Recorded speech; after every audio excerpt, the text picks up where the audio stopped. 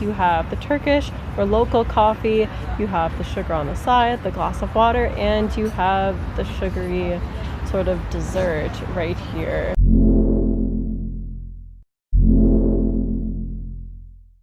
Hey there, I'm Sarah and welcome to another episode of Eat with Sarah. Today we're going to be talking coffee, a substance that a lot of people around the world love to enjoy. We're going to be talking about coffee, its history in Serbia, how it got here, typical coffee in Serbia, and then we're going to enjoy a few cups. So sit back, relax, and enjoy this episode with me.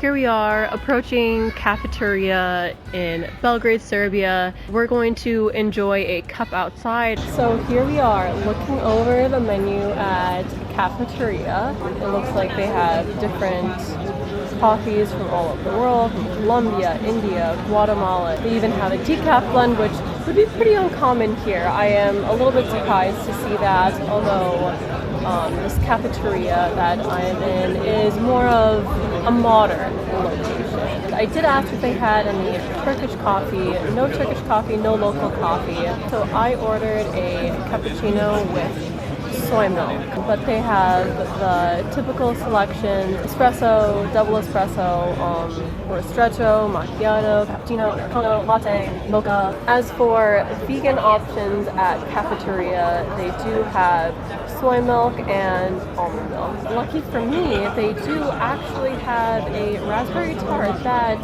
is vegan. I was very surprised to see that on the menu, so I checked that out and I'm going to indulge that as well and share that along with you.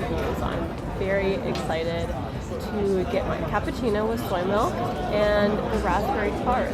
I have my delicious looking tart and my cappuccino.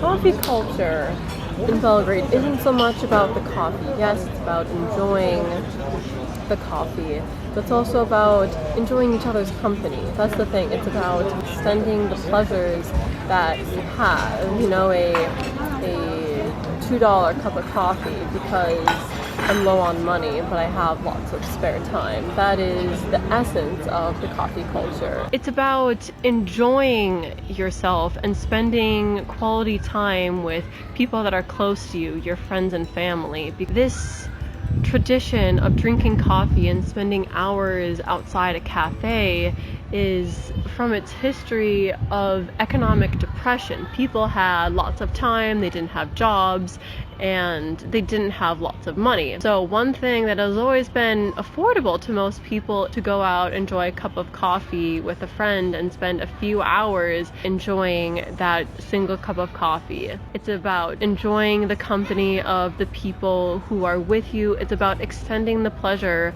of a single cup of coffee to its fullest. I think we don't enjoy our food, our drink enough in the West, and that's one thing that we can learn from the Serbians. It's extending the pleasure. It's about doing nothing and spending time with friends, doing nothing in particular, people watching, observing, exploring, having an open mind. I do like it, but it's not about the coffee. I will be reviewing the raspberry tart that I have here. Beautiful raspberry tart, lovely color here. The flavor of the raspberry is great on the tart. It comes through perfectly.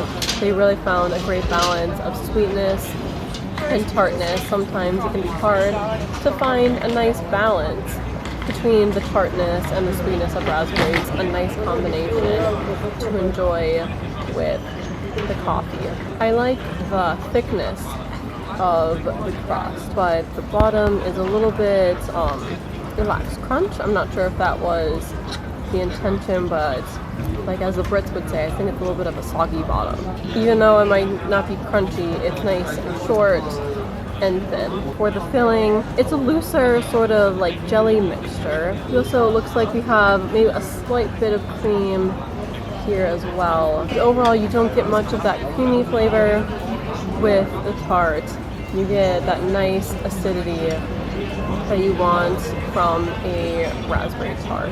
Overall, I like the flavor combination. It's delicious. It certainly would hit the spot if you were looking for a tart option, I think this would satisfy a vegan, vegetarian, or an omnivore. The raspberry provides a nice counterbalance to the coffee. The coffee doesn't have a whole lot of acidity, and then the raspberry tart does. And then the raspberry tart has a little bit more sweetness, and then the coffee has a little bit more bitterness.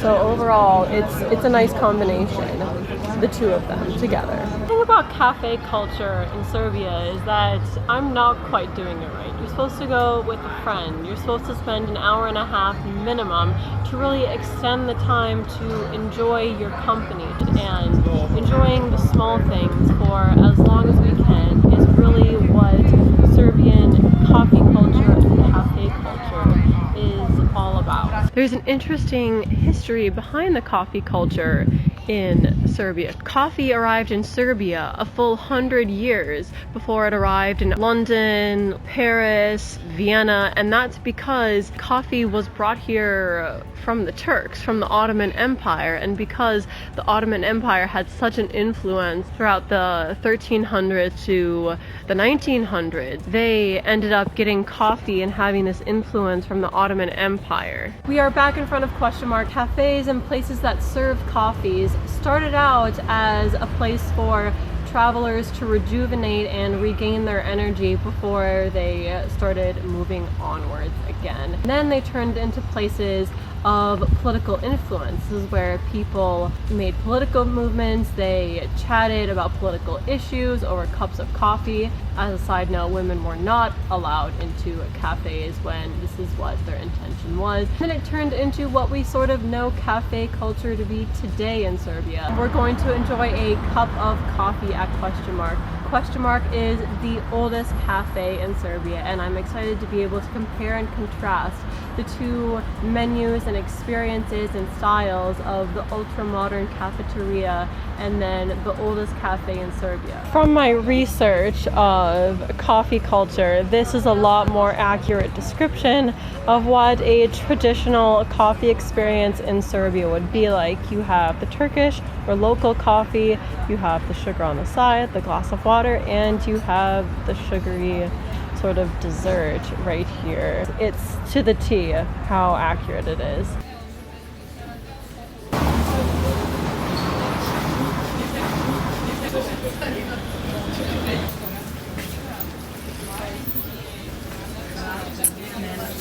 This is a lot different compared to the coffee I had at Kafeterija. I like the difference. It's nice to sort of have something outside of the Western comfort zone that I'm normally in. I love this aspect of pouring my own coffee. The coffee is very strong. The cube of sugar is definitely needed in this instance. It was not needed in the case of the cappuccino, which makes more sense because the coffee was diluted by the milk, the soy milk. This is straight up coffee and water. It is unfiltered, so it would have a little bit more flavor, pungency. It's different and I like it. It's a nice balance between sweetness and bitterness. I think, not being so much of a coffee person, it's a more full flavor of a coffee. It's a little more earthy of a coffee than the cappuccino that I had at Kafeterija. The sweet that we have is something to, or it is a Turkish delight. It's a little bit jelly-like, it's sweet, there was a little nut inside of it.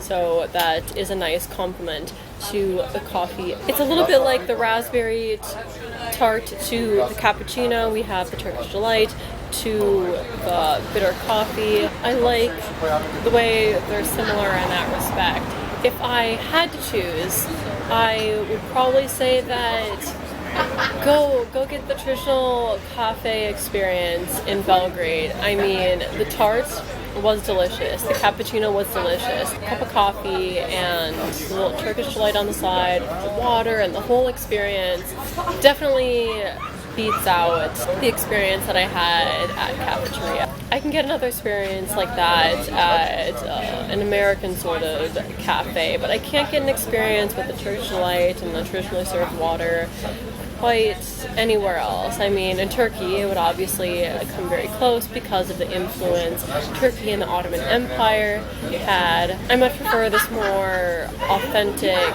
Serbian coffee experience over the refined modern coffee experience. Thanks for coming with me on this coffee experience here in Belgrade. I'm so glad that I got to enjoy a cup of traditional coffee and a Turkish delight at ? And I also got to enjoy the raspberry tart and the more modern cappuccino at Kafeterija. Leave in the comments below what coffee experience you would prefer, the more modern or the more traditional, and I would really appreciate it if you could like this video. If you liked it, subscribe to my channel if you want to see more content, and I can't wait to see you again. Thanks for watching. So here's to that.